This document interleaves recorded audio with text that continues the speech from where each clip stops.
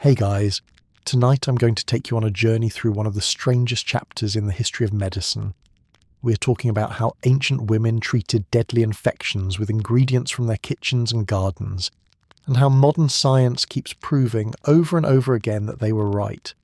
We're talking about honey that outperforms hospital antibiotics against drug-resistant superbugs. Bread so old and mouldy you wouldn't feed it to a goat, pressed directly into open wounds, thousands of years before anyone knew what penicillin was.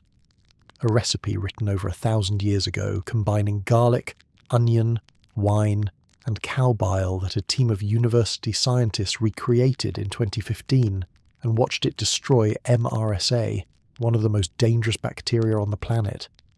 These women had no pharmacies, no medical degrees, no idea what a germ even was.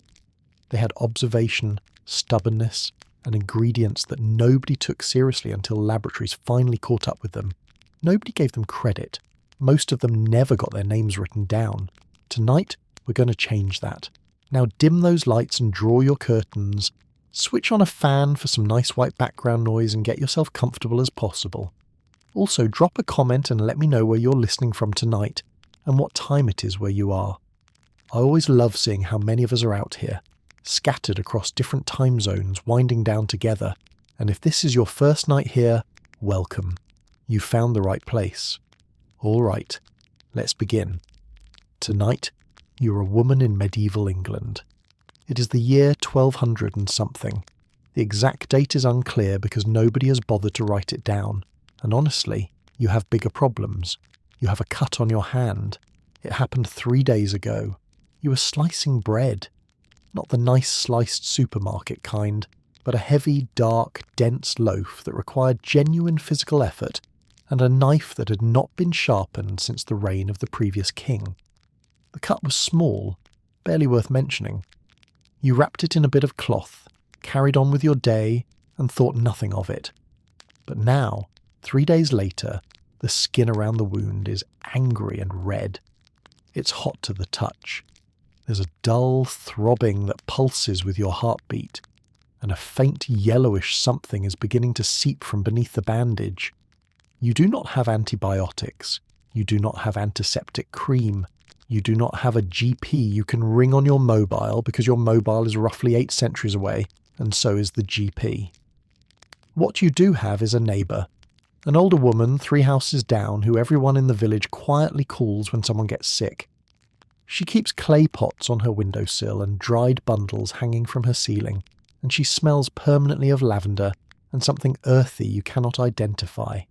She's not a doctor. She's not a witch, though the local priest has opinions on the matter. She's simply the person who knows things, and tonight she's going to save your life with a jar of honey, a handful of garlic, and a poultice made from bread so old it has turned green. But before we meet her, let us go further back. Much further. Because this story does not begin in medieval England. It begins in the oldest civilization on Earth, on the banks of a river in the blistering heat, roughly 3,500 years ago. It begins with honey. Let us go there now. Not the Egypt of tourist brochures and museum exhibits, but the living, breathing, sweltering Egypt of roughly 1,500 years before the Common Era. You're standing in a village along the Nile. The air is thick and warm and smells of river mud and baking bread and animal dung drying in the sun. It is not romantic, but it is home. Your daughter has scraped her knee.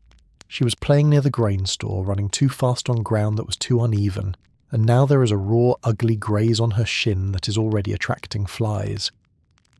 In a few centuries, this will be the kind of injury you clean with soap and water and cover with a bandage and forget about. But you do not have soap.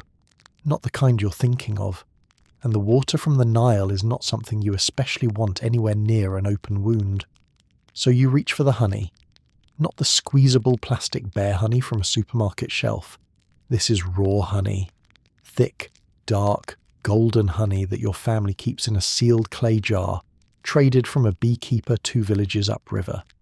And you do not eat it, because honey is expensive and precious and not for children's snacking. You spread it thick and generous directly onto your daughter's wound. You press a strip of clean linen over it, and then you wait. This is not folk medicine. This is not superstition. This is one of the most effective wound treatments available to the ancient world, and modern science has spent the better part of a century confirming exactly why it works. Honey is, in the language of modern microbiology, a hostile environment for bacteria. Its sugar content is so extraordinarily high that it draws moisture out of bacterial cells through osmosis, essentially dehydrating them to death. Its natural acidity, a pH hovering around 3.9, creates conditions that most bacteria simply cannot tolerate. And then there is the hydrogen peroxide. When honey comes into contact with wound fluid, an enzyme called glucose oxidase activates and begins producing low, steady levels of hydrogen peroxide. The same compound you find in the brown bottle in your bathroom cabinet, except delivered gently, continuously, and in concentrations that kill bacteria without damaging healthy tissue. The ancient Egyptians did not know any of this. They did not know about osmosis or enzymes or pH levels. What they knew was that wounds treated with honey healed faster, smelled better, and were less likely to kill you. And they wrote it down. The Ebers Papyrus, dating to approximately 1500 BCE, is one of the oldest medical documents in existence, and it mentions honey in hundreds of remedies. The Edwin Smith Papyrus, even older, describes a standard wound treatment of grease, honey, and lint. Honey was so central to Egyptian medicine that it appeared in more than 500 prescriptions across the surviving texts. And it was not just the Egyptians. Honey was used as a wound treatment in ancient China, where the physician Shen Nang recommended it around 2000 BCE for infections, digestive problems, and open wounds. In ancient Greece, Hippocrates himself, the father of Western medicine, prescribed honey for ulcers, sores, and carbuncles. In the Ayurvedic tradition of ancient India, practitioners recognized 8 different types of honey, each believed to have unique healing properties. The truly remarkable thing is not that ancient women used honey on wounds, it is that they were right, and not just a little bit right. In the 21st century, a particular variety called Manuka honey, harvested in New Zealand from the nectar of a single species of shrub, has become the focus of intense medical research. It contains a compound called methylglyoxal that provides an additional layer of antibacterial activity beyond what ordinary honey offers. Surgeons now use sterilized medical-grade versions of it to treat wounds that have resisted every conventional treatment available. Clinical trials have confirmed that it promotes tissue regeneration, reduces inflammation, and accelerates healing. What that Egyptian mother was doing beside the Nile 3,500 years ago is now a peer-reviewed, clinically validated medical procedure. She just did it with a clay jar and instinct. Picture her for a moment. She's kneeling beside her daughter in the shade of a mud brick wall. The sun is beginning to set over the Nile, turning the sky that deep amber colour that photographers spend their entire careers trying to capture and never quite manage. The wound is small, the honey is warm, the linen bandage is soft and slightly frayed at the edges. She presses it gently into place, and her daughter winces, and she says something soothing in a language that has been dead for 2,000 years, and then she picks her child up and carries her inside. She does not know that she has just deployed an antimicrobial agent with broad-spectrum activity against gram-positive and gram-negative bacteria. She does not know that the hydrogen peroxide being generated beneath that linen bandage is clearing the wound of pathogens at a rate that would satisfy a modern clinical trial. She does not know that in the 21st century, surgeons in London and New York and Sydney will be doing essentially the same thing, with medical-grade honey in sterile packaging, backed by decades of peer-reviewed research. She knows her daughter's knee will heal. That is enough. That has always been enough. Now, let us talk about the bread. You know the story of Alexander Fleming. Everyone knows the story of Alexander Fleming. In 1928, he returned to his laboratory after a holiday and found that a mould had contaminated one of his Petri dishes, and the bacteria around the mould had died. He had accidentally discovered penicillin, and the rest, as they say, is history. It is one of the most celebrated moments in the story of modern medicine. What is less celebrated is that ancient women had been doing essentially the same thing for thousands of years. They just did not have petri dishes. The Ebers Papyrus, the same document that recommended honey, also describes applying mouldy bread directly to infected wounds. This was not a one-off curiosity. It was standard practice. Egyptian healers, many of them women working within their households and communities, observed that wounds treated with old, greenish bread seemed to heal more effectively than wounds left alone. They could not see the penicillium mould. They could not identify the antibacterial compounds it produced. But they could see the results. Less swelling, less pus, fewer deaths. And the Egyptians were not alone in this discovery. Aboriginal peoples in Australia scraped mould from eucalyptus trees and applied it to wounds. In Central Asia, healers prepared a paste of chewed barley and apple, allowed it to go mouldy, and used it as a poultice. In medieval Europe, folk healers, overwhelmingly women, applied mouldy bread and even mouldy jam to cuts and infections as a matter of routine. Now, it is important to be honest about this. Not all mould produces penicillin. The ancient healers were not performing controlled microbiology. Some of their mouldy bread treatments would have been ineffective, and some may have introduced new infections rather than curing old ones. This was not a precise science. It was a gamble, informed by centuries of accumulated observation, in a world where the alternative to a gamble was often death. But the fact remains that across multiple continents, across thousands of years, across civilizations that had no contact with one another, women independently discovered that something in mouldy food could fight infection. That is not coincidence. That is the collective medical intelligence of the human species, working without textbooks, without funding, without recognition, and arriving at the same conclusion that Alexander Fleming would eventually confirm in a London laboratory. He won a Nobel Prize. They did not even get their names written down. Imagine for a moment a woman in a small medieval village in what is now southern France. It is winter. Her husband has come home from the fields with a gash on his forearm from a broken plough blade. The wound is deep and ragged and has already begun to smell wrong. That faint, sweetish, sickly smell that even in the Middle Ages everyone understood meant trouble. She has cleaned it as best she can with boiled water. She has packed it with a poultice of herbs, but the redness is spreading, and the skin around the wound is hot and tight and shiny, and she knows, with the quiet certainty of someone who has seen this before, that if she does not do something different, this wound will take her husband's arm, and possibly his life. She goes to the bread bin. There is a loaf in the back that has been there for perhaps 2 weeks. It is covered in a fine, blue-green fur of mould. In any other circumstance, she would throw it to the chickens. Instead, she tears off a thick piece, presses it firmly against the wound, and binds it in place with a strip of clean cloth. She does not sleep that night. She sits beside the fire, listening to her husband breathe, checking the bandage, waiting.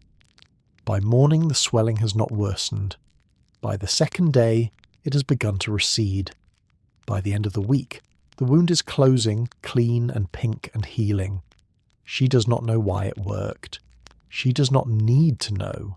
She will remember, and the next time someone in her village has an infected wound, she will be the person they come to, and she will reach for the mouldy bread again, and it will work again, and the knowledge will survive another generation.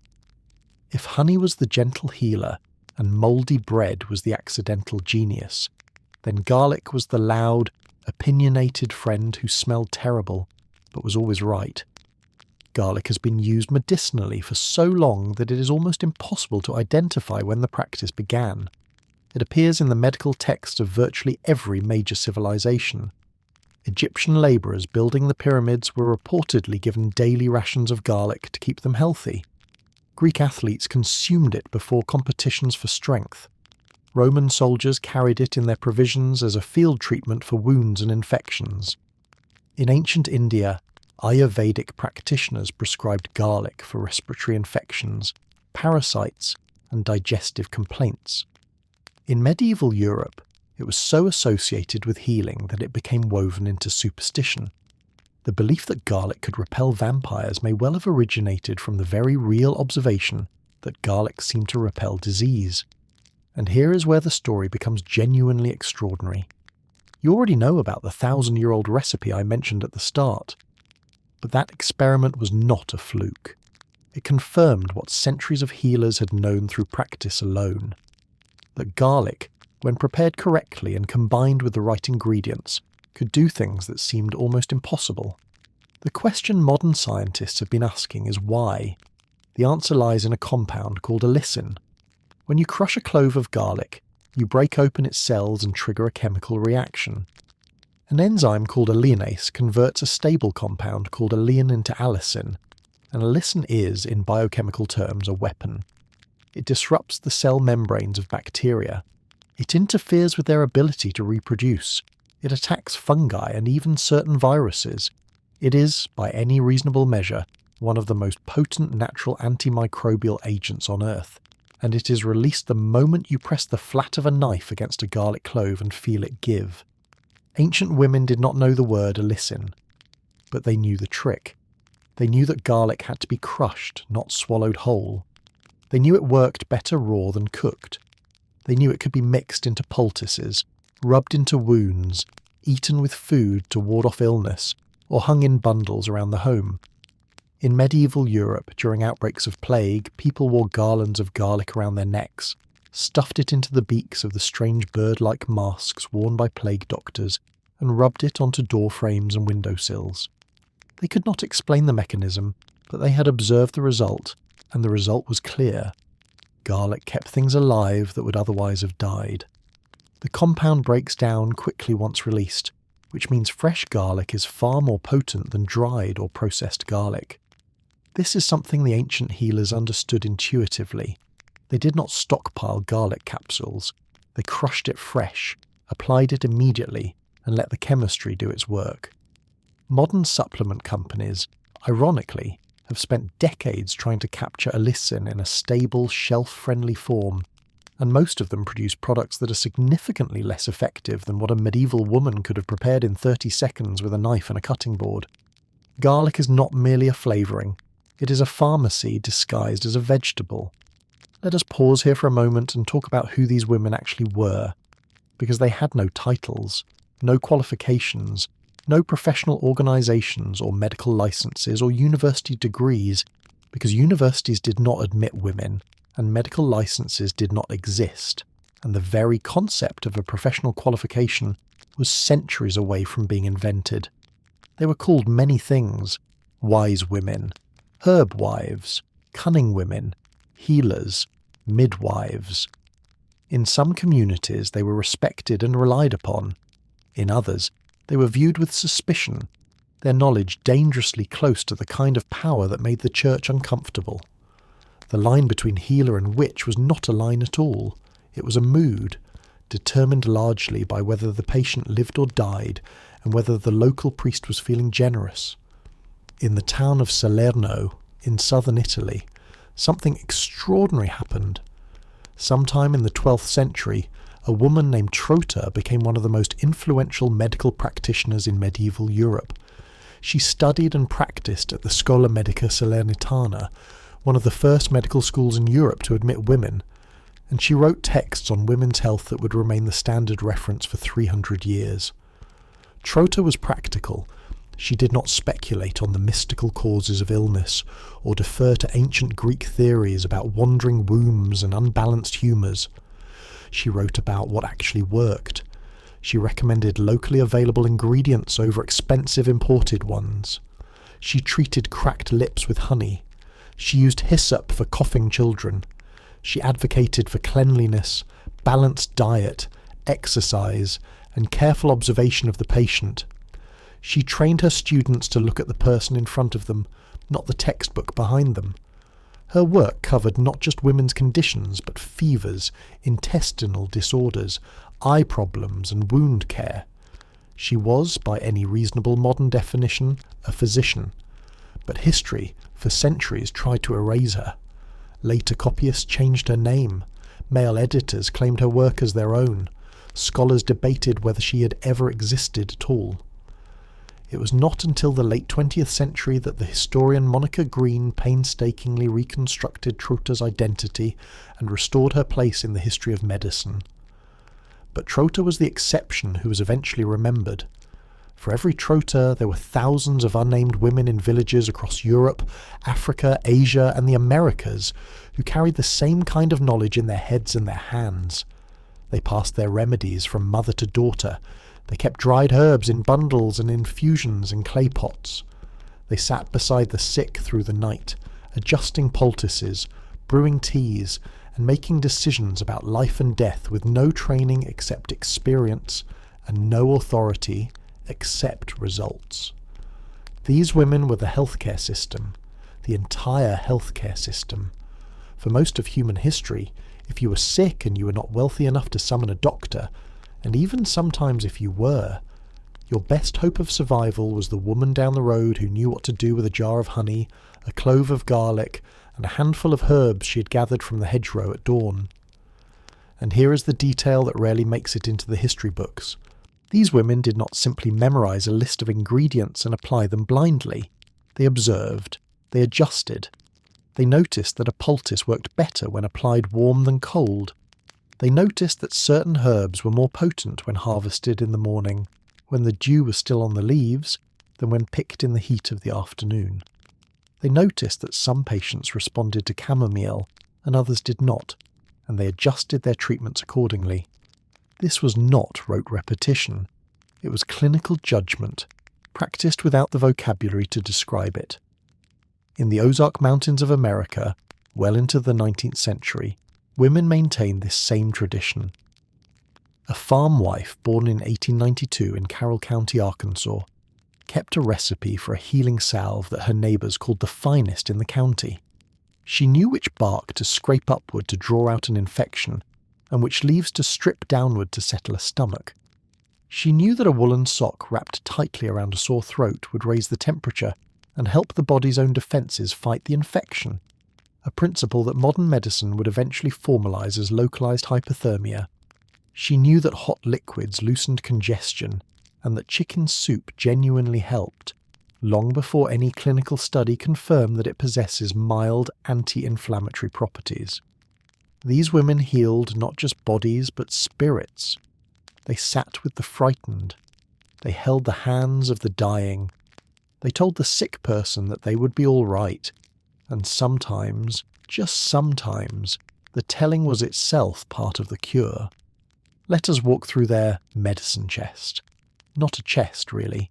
More like a garden, a windowsill, a kitchen shelf, and the strip of wild land between the village and the forest. There was willow bark, chewed or brewed into a bitter tea. Women used it for pain and fever for centuries before anyone understood that it contained salicin, a compound that your body converts into salicylic acid, the active ingredient in aspirin. When you swallow a tablet for a headache today, you're taking a refined, mass-produced version of what a medieval woman could have handed you from a tree beside the river. Think about the willow for a moment. It grows beside water. It bends in the wind without breaking. Its branches droop low and trail in the current, and its bark is pale and slightly rough to the touch. A woman in pain walks to the river, strips a piece of bark and chews it slowly, tasting the bitterness, waiting for the ache to dull. She does not know the word salicin. She does not know the word analgesic. She knows that the tree by the river takes the pain away, and that her mother told her so, and her mother before that. This knowledge was not discovered once. It was discovered 1,000 times, by 1,000 women, on the banks of 1,000 rivers, in lands so distant from one another that the only thing connecting them was the shared human experience of suffering and the stubborn human determination to make it stop. There was chamomile, gentle and mild, brewed for stomach complaints and rubbed into inflamed skin. There was rose oil, used by Trota herself for menstrual pain, and recommended in the trochila texts for use after childbirth. There was wormwood, that silvery, pungent plant dedicated to the goddess Artemis. used to treat fevers and intestinal parasites, and hung from doorways to repel insects. There was thyme, rich in a compound called thymol, which modern pharmacy recognises as a powerful antimicrobial agent still used in respiratory medicine today. There was turmeric, used in India for thousands of years as an anti-inflammatory, applied as a paste to wounds and mixed into warm milk for coughs. Modern research has confirmed that curcumin, its active compound, does indeed reduce inflammation and support immune function. There was aloe, scraped from spiky leaves and spread on burns and skin irritations, soothing and cooling, its effectiveness now confirmed by clinical studies. There was elderberry, simmered into a dark purple syrup in Appalachian kitchens and Native American lodges alike, used to shorten the duration of colds and fevers, and now studied in clinical trials that confirm it may genuinely reduce the severity and length of influenza symptoms. There was clove, bitten down upon for toothaches, its numbing effect so immediate and so reliable that clove oil remains a recognised dental analgesic to this day. There was ginger, grated into teas and brewed into broths, easing nausea and settling upset stomachs with an effectiveness that modern oncologists now recommend to patients undergoing chemotherapy. There was lavender, tucked into pillows and sachets and linen closets, its scent not merely pleasant but measurably calming. Studies have linked lavender aroma to reduced cortisol levels and improved sleep quality, and in rural communities across the world, from the English Fenlands to the American Ozarks to the villages of West Africa, women kept their own variations of the same basic pharmacopoeia. They wrapped woolen cloths around sore throats to raise the temperature and help the body fight infection. They brewed chicken soup and weak herbal teas to loosen congestion. They made poultices of bread and herbs to draw infection from wounds.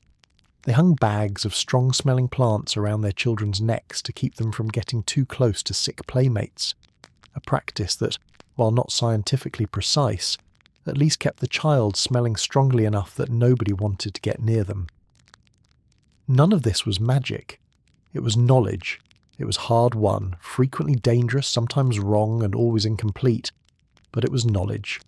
And it was held almost entirely by women, because in every society on earth, it was women who stayed with the sick, women who tended the dying, women who watched what worked and what did not, and women who remembered.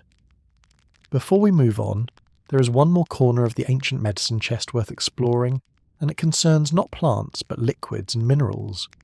The ancient Greeks and Romans did not understand germs. They could not see bacteria. They had no concept of contamination as we understand it today. And yet, they developed wound care practices that were, by ancient standards, remarkably effective at preventing infection.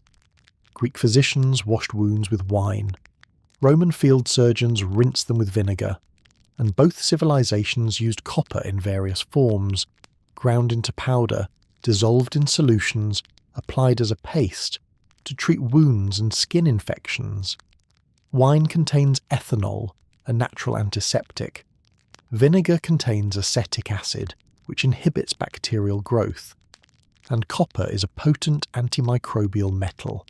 Bacteria that land on a copper surface die within hours, a property that modern hospitals are now exploiting by installing copper door handles, bed rails and light switches to reduce the spread of infections.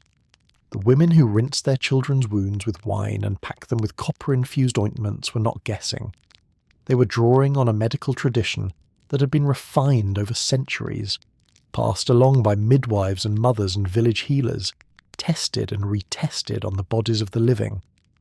The Sumerians, 3,000 years before Christ, were already using beer as an antiseptic wound wash. The Mesopotamians mixed wine with sesame oil and applied it to cuts. The Egyptians used ground malachite, a green copper mineral, as both a cosmetic and a wound treatment, and modern researchers have confirmed that the copper compounds in malachite do indeed possess significant antibacterial properties. Imagine a Roman mother in the 2nd century. Her son has returned from playing in the street with a deep cut on his foot from a broken piece of pottery.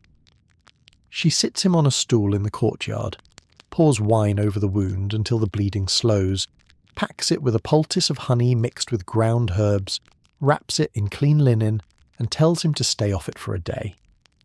She has just performed a wound cleaning, applied an antimicrobial dressing, and prescribed rest. She has done, in the space of 5 minutes, with materials from her own kitchen, what an emergency room nurse would do today with sterile equipment and a medical degree. The difference is not intelligence. The difference is vocabulary. There is something profound in all of this that goes beyond the individual remedies. We live in a world that worships innovation. We celebrate the moment of discovery. Fleming and his petri dish, the first antibiotic, the breakthrough, the genius, and there is nothing wrong with that. Those moments deserve celebration.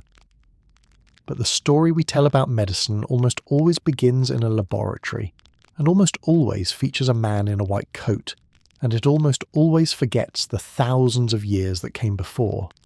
The truth is that modern medicine did not spring fully formed from the mind of a scientist. It grew, slowly and unevenly, from the accumulated observations of ordinary people, and those ordinary people were overwhelmingly women. Honey works because women noticed it worked and kept using it. Mouldy bread contains antibiotics because women noticed that old bread on a wound sometimes prevented death, and they told their daughters, who told their daughters, who told their daughters. Willow bark became aspirin because someone, somewhere, in a time before writing, chewed a strip of bark from a tree by a river and noticed that their headache went away. Garlic became a recognised antimicrobial agent because women in kitchens across the ancient world noticed that the families who ate it got sick less often. Turmeric, chamomile, aloe, rose oil, thyme, lavender. Every one of these began not as a research project but as a quiet observation made by someone who was paying attention. The woman who saved your life in medieval England, the one with the clay pots and the dried herbs and the permanent smell of lavender, did not have a medical degree. She did not publish her findings or present them at conferences. She did not receive funding or recognition, or a place in any history book. She simply kept her neighbours alive, one poultice at a time, one sick child at a time, one long night at a time, using knowledge that had been passed to her by women whose names were never written down. And the next time you take a painkiller, or apply honey to a cut, or swallow a capsule of garlic extract from a health food shop, you are participating in a tradition that stretches back not just centuries but millennia. A tradition that belongs to the women who paid attention when nobody else was looking. And that is where we will leave it for tonight. With honey in a clay jar and garlic drying on a windowsill, and a woman in a medieval village who did not need a microscope to know that the green bread worked. Outside, the world is quieter than it was an hour ago. The village has settled. Somewhere in the distance, a dog barks once and then falls silent. The last candle in the last window has been snuffed, and the only light comes from the embers in the hearth and the cold white spill of the moon through a gap in the shutters. The air smells of wood smoke and dried lavender, and something faintly sweet that might be honey, or might simply be the memory of it. The wise woman has gone home.